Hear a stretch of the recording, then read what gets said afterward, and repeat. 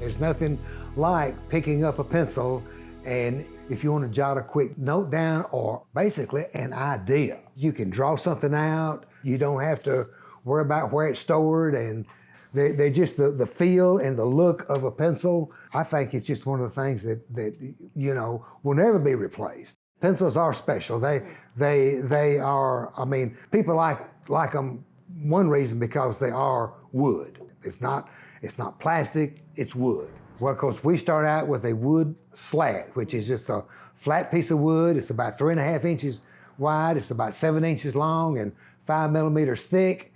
And the first thing we do, we actually cut grooves in it. So you can take your hand as a slat. These are the grooves that we cut into the slat. And then we take the graphite cores and we lay the graphite cores in those grooves. And we put glue in the grooves, and then another slat with glue on it is capped on top of the slat with the graphite cores in it, and it's put in a press and sits overnight, and then the next day it runs through what we call a shaping machine, and the shaping machine actually cuts the pencils out of these two slats with the graphite cores in them. It cuts them in two, and boom, you've got individual pencils.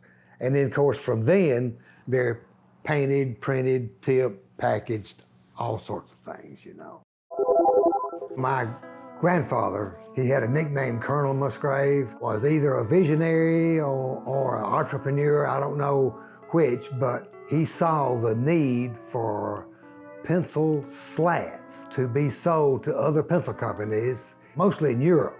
And he saw that Middle Tennessee was a source for the pencil slats. And a lot of people don't know it, but we were probably one of the first people that did any kind of recycling that there was, because what he did, he would go out and buy cedar rail fences and bring them back. We did not cut a tree. We bought cedar rail fences, we brought them back here to the plant yard, and we made pencil slats out of them.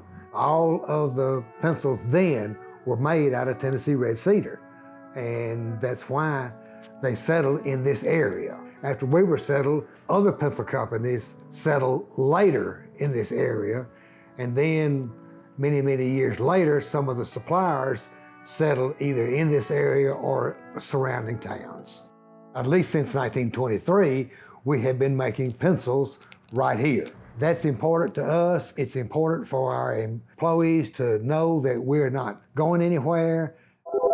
People will buy the variety pack and they say, wow, there's something in it for everybody. They can look at it, they can try them. They might want to go outside this rim and get something else, either more colors or softer lead or harder lead that's offered in the pack. We can do that, but this is a really good starting place for any pencil lover to find their little niche of what they like. I think by being, quote, a jack of all trades, we've been able to stay in this town and have people come to us for their pencil wants.